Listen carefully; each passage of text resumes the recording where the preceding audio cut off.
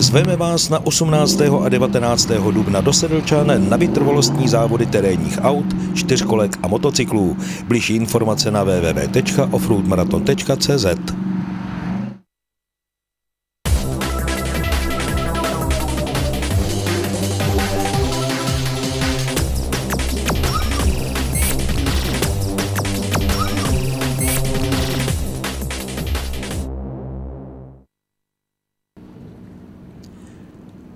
Poslední březnová sobota léta páně 2009 byla velmi netrpělivě očekávaná.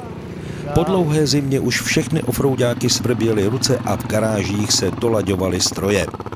Předpovědi počasí se značně různily a realita ta byla pokaždé jiná. Rozmrzající půda na šternberském tankodromu, občas schrápěná deštěm, chystala pěkný masakr. Nicméně závodníky to neodradilo a sjížděli se až dlouho do pátečního večera. Velmi časný start dvouhodinovky motorek v 7:00 přesně znamenal, že se leckdo příliš nevyspal, ale stálo to za to.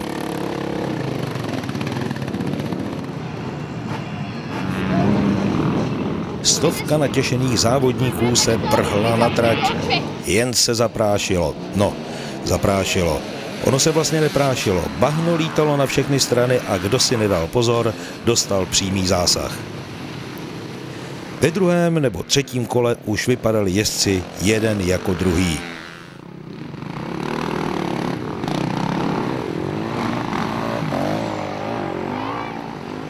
Počasí přece jenom některé motorkáře odradilo. Z kategorie E1 se nedostavila ke startu téměř polovina přihlášených závodníků. Tento nedostatek hrabě ovšem nahradili jezdci z kategorie E2. Těch se vedle 20 E1 postavilo na rošt přes 60. Krutá 7. hodina určená k zahájení odměnila všechny zúčastněné relativně příznivým počasím. Všude přítomné bahno ale bylo tuhé, vazké a všeobjímající.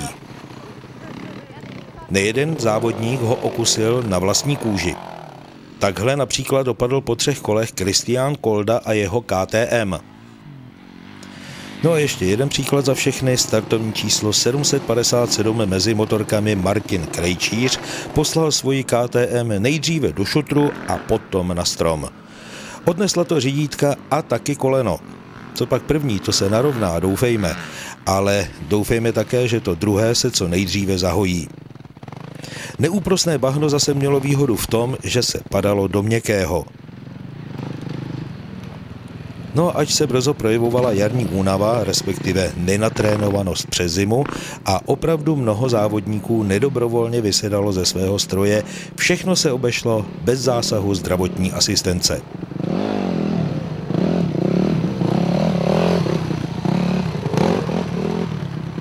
No a pak už konečně časomíra ukázala kýžené 2 hodiny potřebné k měření sil a jezdci i stroje si odechli. Takhle například Ondřej Kučera z motoklubu Bezinka Kamík.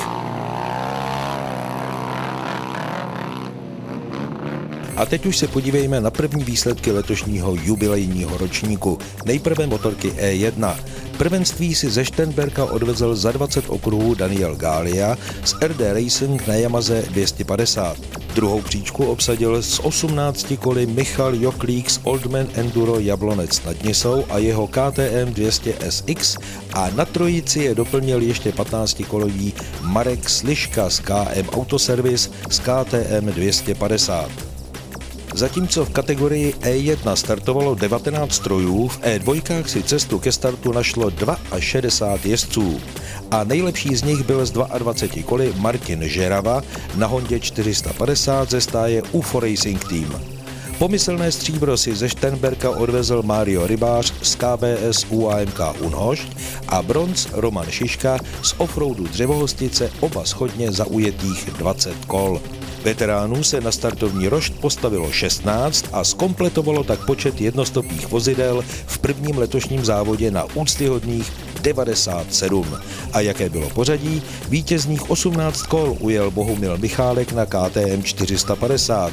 Druhé a třetí místo obsadili za shodných 17 kol další mazáci Miroslav Kukrál z Mahery Enduro Vyšší Brod a Bedřich Ješ z Enduro týmu Orlová. Na čtyřkolkáře se už dokonce nesměle usmívalo sluníčko, které ovšem zase vytahovalo ze zmrzlé země vydatné porce vody. Ani v této disciplíně nenastoupili všichni přihlášení. Nakonec jich odstartovalo na 90. Novinkou ve startovním poli je kategorie tzv. Slabších strojů, a to do 300 kubíků. V ní při prvním závodu nastoupilo 9 jezdců a nejlepší z nich, Ivo Vacík, najel stejných 19 kol jako třetí v kategorii traktorů.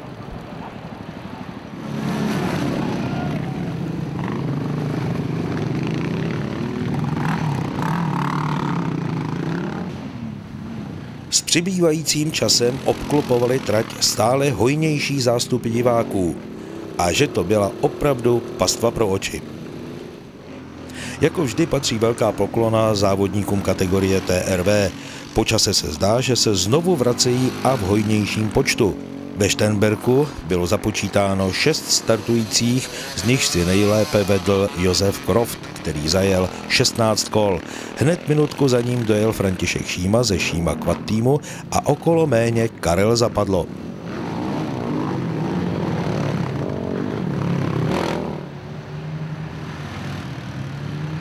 No a to už se také čtyřkolkáři blížili k samotnému závěru svého dvouhodinového martýria.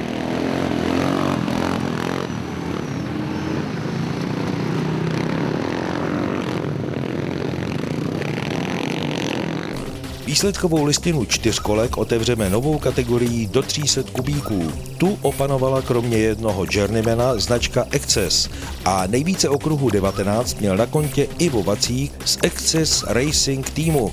Z 18 dojel druhý Zdeněk Husák ze stáje Hotel Vinum Kelly a 17 na úvod sezóny připsal Radek Novotný ze stejnojmenné firmy. Čtyřkolek speciál stálo na startu 630 a boj mezi nimi byl velmi vyrovnaný. Shodně 23 kol obkroužili první Erik Lesák z Wing Squad 1 i druhý Marek Dobijáš. Okolo zpět skončil František Novotný z Quad týmu a pro úplnost dodám, že na bedně všichni jeli se značkou Suzuki. Jen o jeden stroj méně 35 startovalo v kategorii traktorů a také tam byla shoda 20 kol na prvních 2 místech. Zvítězil Jaroslav Polášek z MBG SRO Zábřeh před Františkem Šímou, reprezentantem Polaris týmu. 19 kol mělo na kontě dalších 6 jezdců, ale nejlepšího času mezi nimi dosáhl Milan Jonek z Cickinu Perning. Velmi slušně obsazená celkem 6 stroji byla tentokrát i kategorie TRV. A jak jinak, rovněž tady ujeli první 2 soupeři stejný počet kol. Vítězství si odnesl Josef Kroft z Quad Cross týmu Kroft za lepší čas na 16 okruhů před Františkem Šímou ze Šíma Quad týmu. Na bednu se ještě vešel z 15 koly reprezentant DV týmu Karel Zapadlo.